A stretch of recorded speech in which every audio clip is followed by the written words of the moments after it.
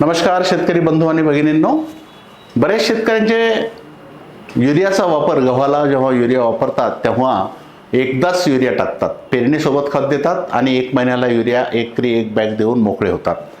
पण अभ्यासातून आणि प्रयोगातून असं लक्षात आलंय की गव्हाला युरिया आपण 2 भागात विभागून दिला म्हणजे पेरणीनंतर 20-25 दिवसाला पहिली मात्रा आणि 40 दिवसाच्या दरम्यान दुसरी मात्रा, तर उत्पादनामध्ये जवळपास 20% पर्यंत वाढ होते. कारण युरिया हे खत पिकाला ताबडतोब मिळतं, ताबडतोब लागू होतं आणि तेवढ्याच लवकर संपतं. त्यामुळे 2 टप्प्यात जर दिलं तर त्याची नत्राची पूर्तता चांगली होते, व्यवस्थित होते आणि उत्पादनात वाढ व्हायला मदत होते. त्यामुळं युरिया आपण गव्हाला एकाच डोजमध्ये न देता 2 डोजमध्ये विभागून द्या.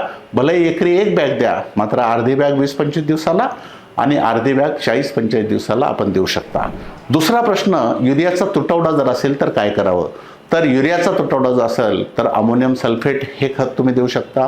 ते जर मिळालं नाही तर नॅनो युरियाचा फवारणीद्वारे वापर करू शकता किंवा 20-20-013 त्याच्यातही 20% नत्र आहे. त्यामुळं जर नाहीच काही मिळालं तर 20-20-013 या खताचा सुद्धा तुम्ही तिथे वापर करू शकता. या पद्धतीनं युरिया 2 भागात विभागून द्या. युरिया नाही मिळाला तर अमोनियम सल्फेट किंवा नॅनो युरिया किंवा 20-20-013 हे देऊ शकता. धन्यवाद.